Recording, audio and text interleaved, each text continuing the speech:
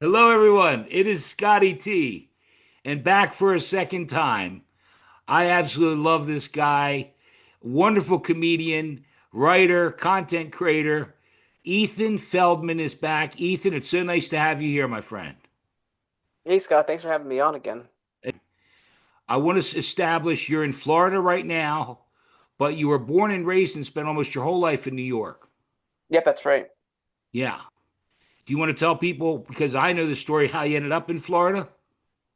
Yeah, so I was working for a New York company. My wife grew up in Central Florida, Right, and we're in the house that she grew up in. right. And we had to get we were living together in New York, and she needed to get like the roof redone of the house down here. So what we ended up doing was I worked with my company at the time. Hey, can I like work remotely for a month? But that was March 2020. So after It's supposed to be 1 month, and after COVID and everything, we just stayed here. So You it's stayed in been five Florida, right? years. Yeah, Yeah. so it's been 5 years now. Well, let me ask you this because last time we had a lot of fun, but I didn't ask a lot of questions. Um, when you started in New York, because you started doing comedy in New York, right? Yeah, I started in New York in Okay. When you 2016. started doing it, was there a catalyst? Was there something that started that said, Ethan, let's do comedy? Yeah, I mean, I've always been a fan of it. Like when I was in college, like I went to college in upstate New York in Rochester, and there was always like comedians that would come, and I always watched Comedy Central present specials and stuff like back. This is like Okay. 2003 maybe. Right. And I'd always like enjoyed it. And I always did like when I was growing up, I used to do theater and stuff and like improv when I was like All in right. elementary school, middle school, high school. Right. And I never thought that I would do it, but then my aunt actually knew somebody like my aunt's a singer, and she knew somebody that taught classes down at the Comedy Cellar in New York named Rick Chrome, and she was like, you should take his class. So I looked him up on Google. I looked up comedy classes on Google and found his name as the first person. It's somebody that my aunt recommended to me. So I took the class. This was Okay. back in like 2016, and I had Right. a friend of mine from college that we took the class together actually. Okay. And after then, I just kind of like went off to the races, basically. Okay. Let me ask you this because you did elaborate last time a little bit on it as far as playing Florida versus playing New York.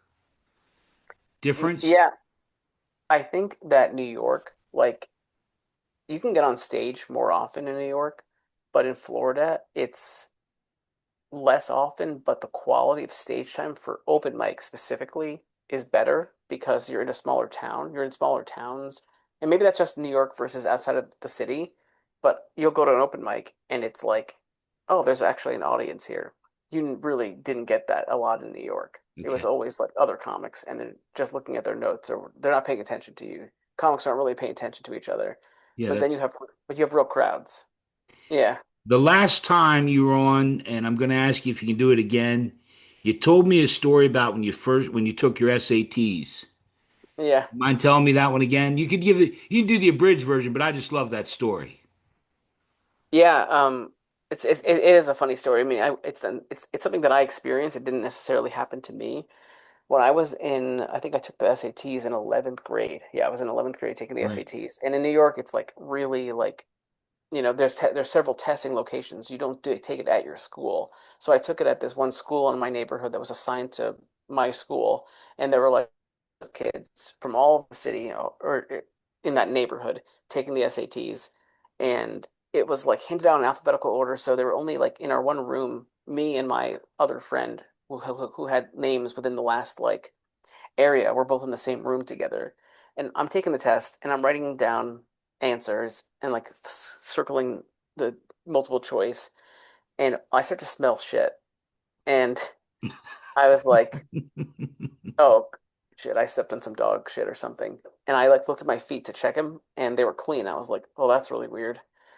Okay, maybe it wasn't me, I guess. Okay, whatever. So I just went back, started taking the test. Smells fine, kind of went away. Smell comes back and it smells worse now. And this girl in the class like raises her hand and goes like, excuse me, Proctor, can we open the window, please? And the proctor just immediately yells at her and says, no talking. If you talk again, you're going to be disqualified. Like they were very serious about nobody speaking during the test. But at some point, I guess the smell made it up to the proctor, and she realized, like, okay, something, this girl's not, wasn't like full of it. She's like, this is actually like something, there's an issue. And I'm like still taking the test. The room smells like shit. I don't know what's going on. I whispered to myself, what is going on? And some kid tapped at me and pointed, and I saw this kid sitting at his desk. It was like those, at most schools, like the chair connected to the desk. Keep in mind, this is May. There's no AC in the room. It's hot, and everyone's wearing shorts.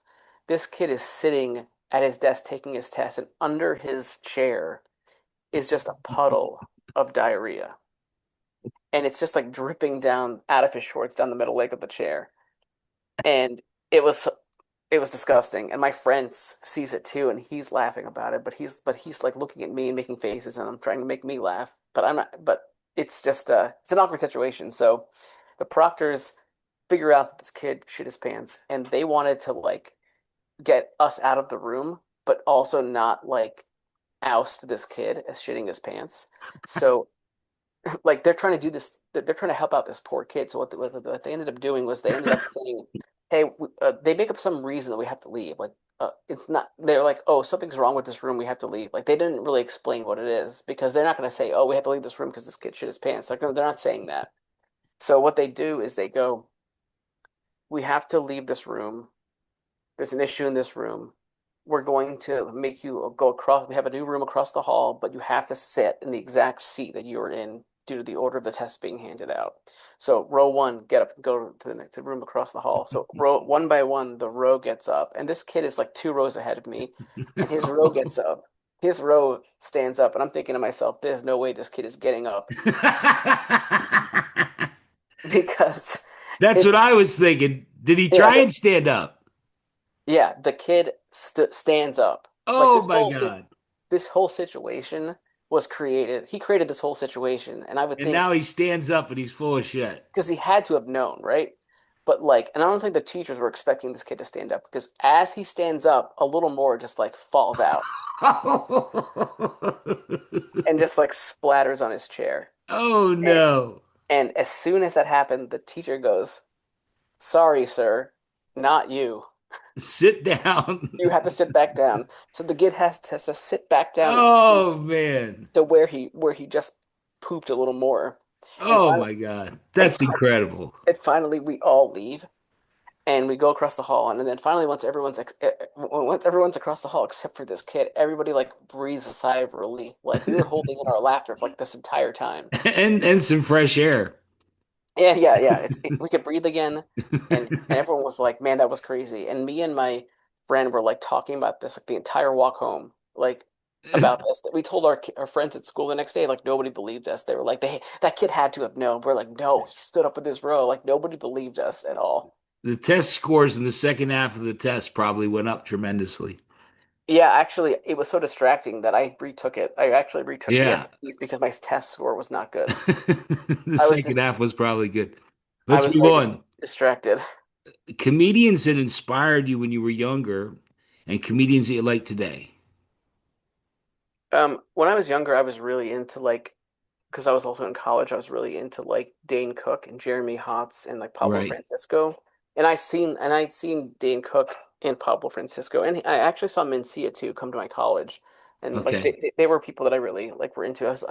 Dane Cook was super popular when I was like around that time that I was in college, and Pablo Francisco was really good with like impressions and stuff, and just making like normal Right. sentences funnier because he could do so many amazing impressions. Right now, I mean, I just watched his YouTube special, Matthew Broussard. His special was really, really good.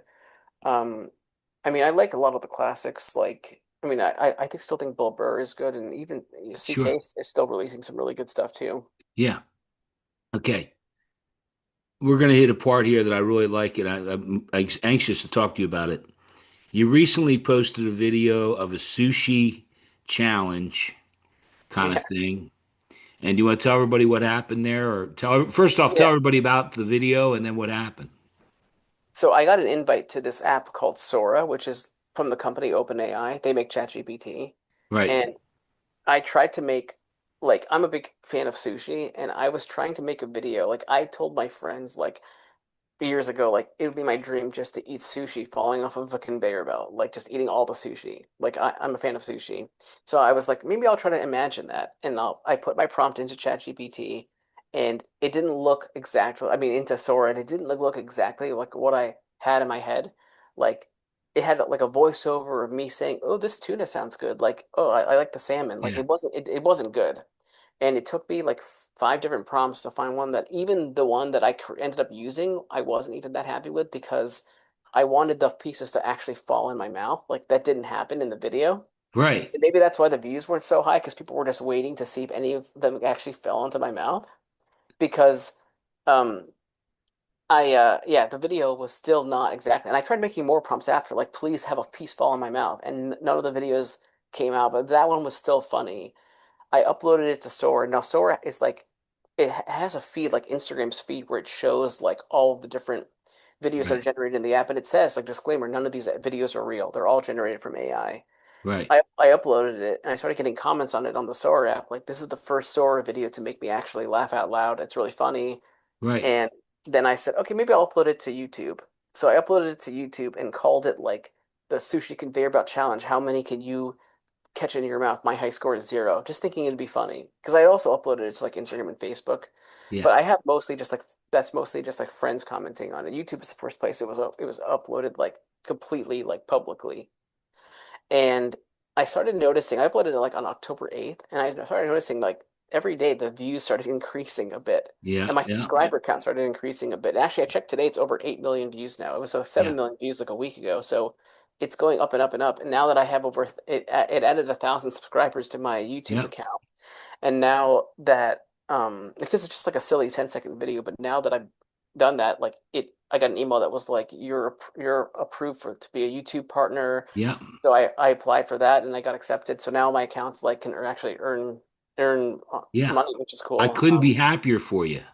Yeah, thanks. And Before it was just I've been a couple times in my life. Not, I don't like to talk at all during these, Ethan, but a couple times in my life I've had it happen, and it's just so weird that all of a sudden you got 8, 9 million views, a couple thousand subscribers, everything, your phone's blowing up. It's just incredible for me.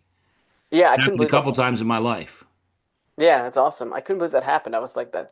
It was random. So then I was like, well, I'm gonna try to capitalize this. I'll start uploading more stand-up clips and then I Yeah, uploaded a random absolutely. stand-up short and it got like 300 views and I was like, oh, okay. No, no, we'll talk about that. Yeah. It's funny. YouTube is, I call it the Wizard of Oz, or somebody back there controlling the levers. Something happens, and all of a sudden you got 7 million views.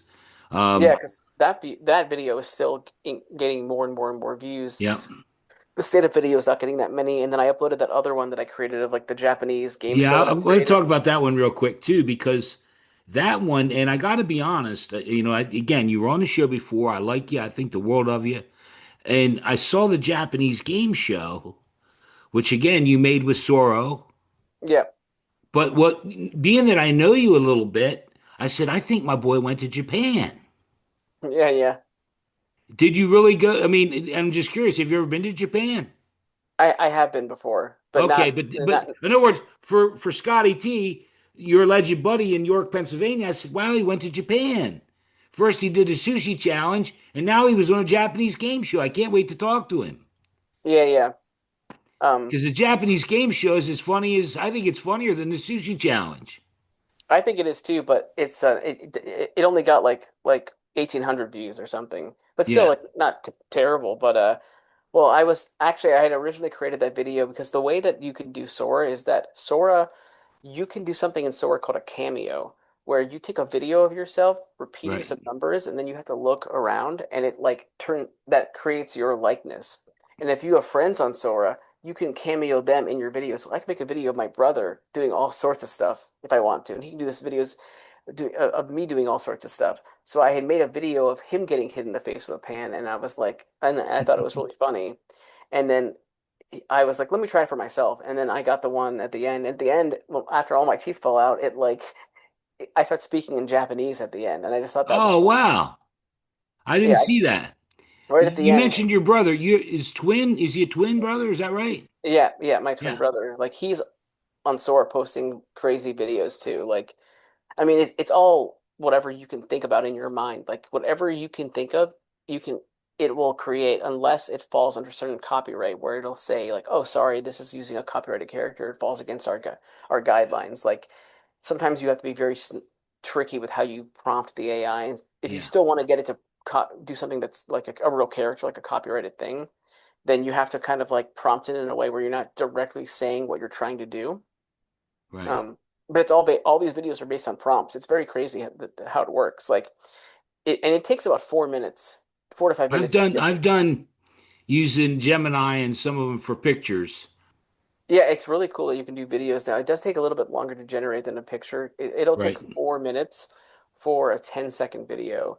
And they have a pro model where you can pay more and they'll give you a 25-second video. Okay. I'm still using 10 seconds right now because I'm not doing it like all the time, but it's yeah, I have friends from college, like one that lives in Portland and one that lives in Washington State that we all lived in New York before, and you could tag three people in a video if you're all on the app, and we made videos of ourselves like doing all sorts of stuff.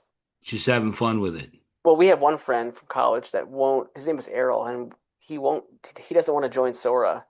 And so we made a video of us in a sewer, and it's like like the Stephen King movie It, and we're all just in the sewer, like we all float down here, Arrow. Come and join us on Sora. Well, very cool. I want to ask you, getting off of that, not, I mean, because, and congratulations, and in my opinion, I would continue to do them if I was you. Yeah, I mean, I haven't uploaded all of them to YouTube, but I'm gonna if I Well, can. and I guess the other follow up, it doesn't replace stand up. No, no, not. And I mean, I took a little bit of time off from stand up recently because we had a I know. yeah, Congratulations, you had another baby since I saw you. we had another baby. Congratulations. Thank you. And I last week was the first week I got back to doing stand up because my mother-in-law is here now, so she's helping out a little bit. So I figured I could start slowly getting back to doing comedy again. Okay, good. So it was like 4 months off, and I wrote a bunch of new material, but my timing was a little bit rusty because it's been 4 months. So Yeah. yeah, I'm just gonna keep tweaking it and keep at it though. Well, I'm going to support you all the way. I love you to death. You performed a lot of different festivals all over the place, back when you were doing comedy, doing it full time and stuff. You performed all over, the U.S., again, New York, Florida. Do you have a favorite place to play when you were doing it and get back to it? I would say that where I live in Florida at Laugh Out Lounge, it's like Laugh the Out best. Lounge. That's It's what you one of the mentioned. yeah. It's like it's such a great room. It's like it probably holds like 90 people. The owner and his fiance, everyone that works there. Sometimes I've worked there before and like helped out with some stuff. Like everyone there is great. The room is great. It's such a great like it's when you're really like cooking there. It's like a kill box. Like you're just like I've had some of my best sets there. It's Okay. just a great club. Going along those lines, out of all the shows you've done, again, conclude everywhere, everything. Favorite show, least favorite show. I mean, I think my least favorite show is probably Yeah, you knew I was looking for that, didn't you? it's probably this fundraiser I did in New Jersey. It was a very conservative part of New Jersey in Flemington, and I think it was my first time doing like 15 minutes. I ended up doing a joke that got me booed. So Can you it's not can even you it can wasn't you do it? Do it for me, please. well, I was just talking about like it's really basic. It was just talking about how like I don't understand my religion's holidays. I don't understand other holidays like like I don't understand Good Fridays. Maybe it's because I'm Jewish, but also as somebody that works a Monday through Friday 9 to 5 job, to me every Friday is Good Friday. Yeah. And I actually posted that joke on Facebook, and some girl commented on it and said that was really insensitive. And I was like, well, Jesus didn't have a Good Friday, and that's what got me booed actually. And I had been doing that joke in New York, and it had been going fine. Yeah. But then I went to this conservative town. I didn't realize it was super conservative, and In they New were Jersey. Yeah. not happy with that because I've done I've done that joke since then here, and it's been fine. But yeah, it's just Jesus didn't have a good Friday. yeah, I want to touch on real quick TV. You've done a couple things. You did a baking show, Turnpike Comedy Festival, and Dr. Oz. yeah. Dr. Oz was a thing because it was like Dr. Oz was a thing. Somebody that I knew from doing comedy in New York knew a casting person about somebody who had eczema, and me and my wife have it, and so did my younger daughter. So we ended up going on the show as like eczema sufferers, and it was like kind of cool to do that. Yeah, it was cool to be on the show and meet him in person. I guess it was cool. Um, You do a whole bit about that. You go on a little bit It, about it, yeah, I do have an old bit about that. Oh, I did want to talk about one of the best shows though. that. Well, Okay, I'm sorry. Go I, I, ahead. I forgot to I forgot to do that. You know I love the worst one, but go ahead, do the Yeah. best one. Sure. Well, the best one was, I would say, it was not even a long set. Well, I have two best ones. One was the first time I did a feature set in Florida for my friend Nick Giasulo. He was headlining, and I actually met him up in 2019 at a show in Connecticut at Comics Mohegan Sun. He's a really good comic. He's starting to headline a lot more now, Okay. and he was headlining. It was my first time doing a feature act. It was like 25 minutes, and we had two shows the same night. One show was sold out. It was at a club 3 hours away called Christie B's in Palm Coast, Florida. It was like, first show was sold out. It was packed, and it went really, really well, and I was very happy with it. My first time doing a really long set in Florida. Second show, we only had like 11 people in the audience, and I was really worried about it not going well. But I actually felt like some growth as a comic because I got to do a little more crowd work. I got to do some other bits that I hadn't, that I had. I just felt way more conversational. So both of the shows together were really good for me. And another really good one was right after we had Hurricane Milton, that really, like, a big hurricane in Florida. And one of the comics who was supposed to be headlining at Laugh Out Lounge in Winter Haven, he wasn't able to make it because of flight issues because of the hurricane. So the owner of the club, he's a comedian named Mike Lee, ran this hurricane show, two shows, also the same night. And it was a bunch of comics, like friends of his, everyone just doing like 5 minute sets, like 5 to 7 minute sets. And on the first show, I had just a 5 minute set, but it was like nonstop laughter. Probably my best 5 minute set that I have on tape. Okay.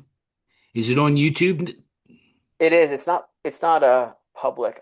But I can send it to you.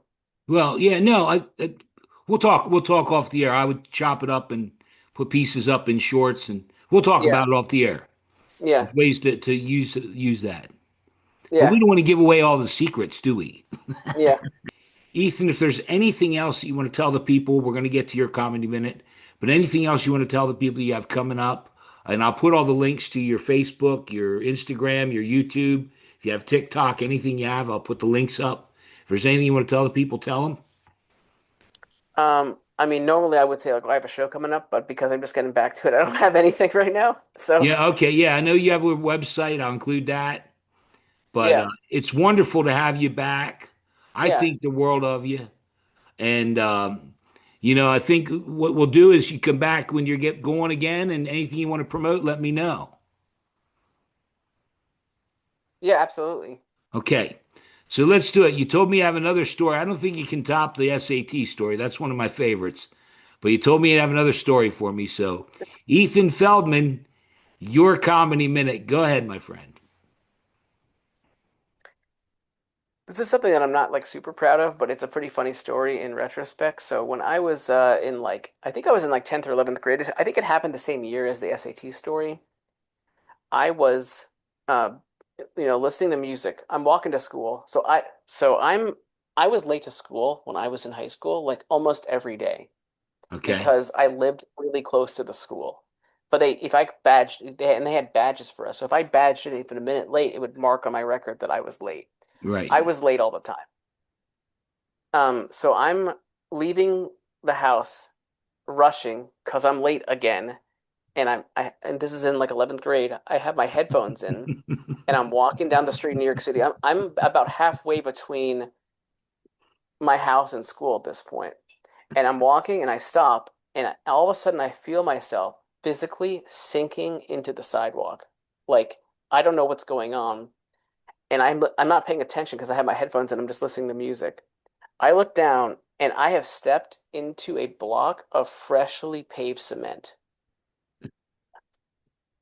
And there was a guy next to the thing scraping it, and he starts screaming at me, "Hey, you crazy kid, you just messed up like my work here." I'm like, "Oh shit. I can't go home to deal with this because I'm already late to school again." I scream, "Oh, I'm sorry," and I just run off. I don't know what to do. I am banging on every single door of random restaurants on the block from my school, trying to figure out what I can do. Finally, this worker lets me into a restaurant. I don't want to show up to school with cement on my shoes, like cement shoes. Like, who does that? I'm gonna be made fun of. Like, there's no way I can. Yeah, I'm not gonna. I'm not letting that happen. So I go to the restaurant. This guy lets me in. I like took like, paper towels. I'm like wiping all the cement off. I rinsed my shoes off in the sink. I dried it with paper towels. I got everything like all pretty much done.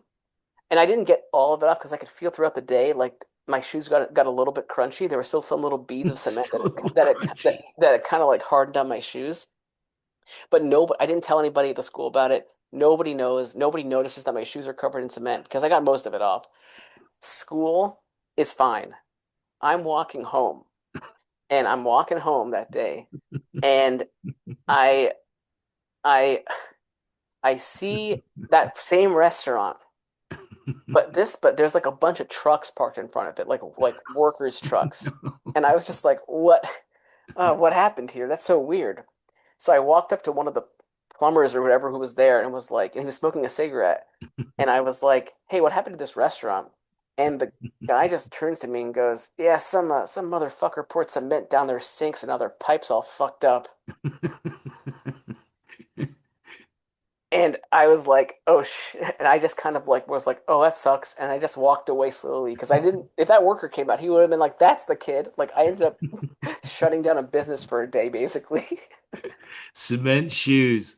I actually thought you were going to say you got stuck in the cement. They had to come No, get you out.